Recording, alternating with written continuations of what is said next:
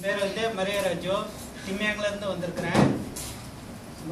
இந்த ப்ராடக்டை அறிமுகப்படுத்தினார். பேர் சத்யா. அவர் தான் அறிமுகப்படுத்தினார். அப்போ நான் இந்த ப்ராடக்ட் எடுத்து நான் சாப்பிட்டேன். வந்து எனக்கு வந்து பயிரெலாம் வந்து ரொம்ப கிராஸாக இருந்துச்சு. ஆனால் எப்போதும் நான் நார்மலாக டாய்லெட்லாம் போவோம், இருந்தாலும் வயிறு வந்து ரொம்ப கிராஸாக இருக்கும். அப்போ இதை சாப்பிட்ட பிற்பாடு இப்போ வயிறு வந்து ரொம்ப லேஸாக இருக்குது, ரொம்ப லேஸாக இருக்கும். அப்புறம் உடம்பெல்லாம் ரொம்ப வலி எடுத்துச்சு இது சாப்பிட்டு. அப்போ நான் அவர்கிட்ட கேட்டேன், சத்யாக்கிட்ட, உடம்புலாம் ரொம்ப வலிக்குது, என்னான்னு தெரியல அப்படின்னேன். இல்லை டாக்ஸிட் எதுவும் இல்லை, இல்லை வெளியாக்கும், பயப்படாதீங்க, த்ரூஸா சாப்பிடுங்க நீங்கள் அப்படின்னாரு. அப்போ நான் இது வந்து காலையிலேயே எதனா பசி எடுத்து கொண்டாஞ்சிட்டு இதை சாப்பிட்டு கொண்டாஞ்சிட்டு அப்புறம் இந்த ப்ராடக்ட் எடுத்து சாப்பிட்டேன். இதையும் சாப்பிட்டேன்.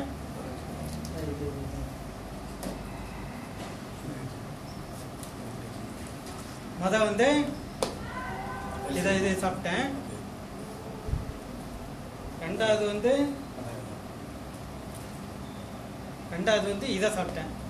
இதை பிடிச்சோம்னா என்ன பண்ணிச்சுனாக்கா, உடம்புல உள்ள நரம்பு பூரா வலி எடுத்துருச்சு. வலினாலும் வலி என்னாலேயே தாங்க முடியல. இவ்வளோ பெரிய உடம்பே அந்த வலியை தாங்க மாட்டேங்குது. அப்புறம் சொன்னேன், எதனால் இப்படி வலிக்குது எனக்கு தெரியல. இதான் இன்னைக்கு கூட அவர்கிட்ட சொன்னேன், கால் நரம்பெல்லாம் இருக்கும், அப்படி கால் எல்லாம் வீங்கி போச்சு, முகம்லாம் வீங்கி போயிடுது, இதை சாப்பிட்டு எதனால் அப்படின்ட்டு. இப்போ அவர் சொன்னார், எந்த பிரச்சனையாக இருந்தாலும் நீங்கள் பயப்பட வேணாம், உங்கள் உடம்புல எது கெடுதல் இருக்கோ அதை வெளியாக்கும்.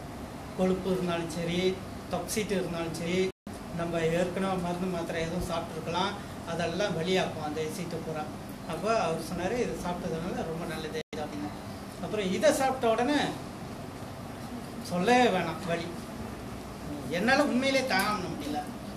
அப்புறம் நாள் நான் குடித்தேன், பாதி தான் குடித்தேன்.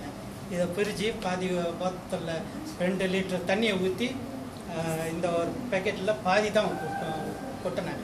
குளிக்கிட்டு நல்லா குளிக்கிட்டு அதை குடித்தேன். நான் குடிச்சிட்டு கொஞ்சம் ஒரு அரை மணி நேரம் இருக்கும், அப்படியே மூஞ்சி கால் கையெல்லாம் வீங்குது. அப்படியே எனக்கே தெரியுது, மோதிரம் கூட கழட்ட முடியல, அப்படியே வீங்குது மூஞ்செல்லாம். அப்புறம் அந்த நேரம்பெல்லாம் ரொம்ப அளவு மூஞ்சி வலி எடுத்து அப்படியே தூக்கம் தாங்க முடியல. தூக்கம் ஒரு பக்கம், வலி ஒரு பக்கம்.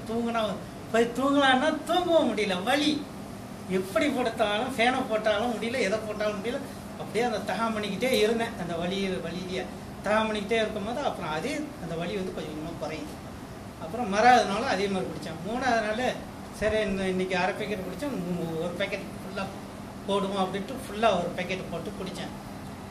மண்டையில் ஒரு நரம்பு பூரா எல்லாம் அடிக்க ஆரம்பிச்சிருச்சு. ஏற்கனவே எனக்கு வந்து பிளாக் வேறு. அப்போ 2 பிளாக் இருக்குது.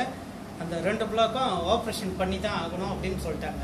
இப்போ கடைசியாக நான் வந்துட்டு போன வாரம் போயிட்டு செக்கப்புக்கு போயிருந்தேன். இதை குடிச்சிட்டு 2 பேக்கெட் வாங்கி குடிச்சிட்டேன். இதை பாருங்க, இதெல்லாம் 2 பேக்கெட்டை குடிச்சிட்டு இப்போ கடைசியாக போயிட்டு செக் பண்ணி டாக்டர்கிட்ட கேட்டேன், என்னோட பிளாக்லாம் எப்படி இருக்குது, இப்போ அந்த அடப்புலாம் அப்படின்னு கேட்டதுக்கு அப்போ அவங்க சொன்னாங்க, உனக்கு யார் சொன்னது பிளாக் இருக்குன்னு?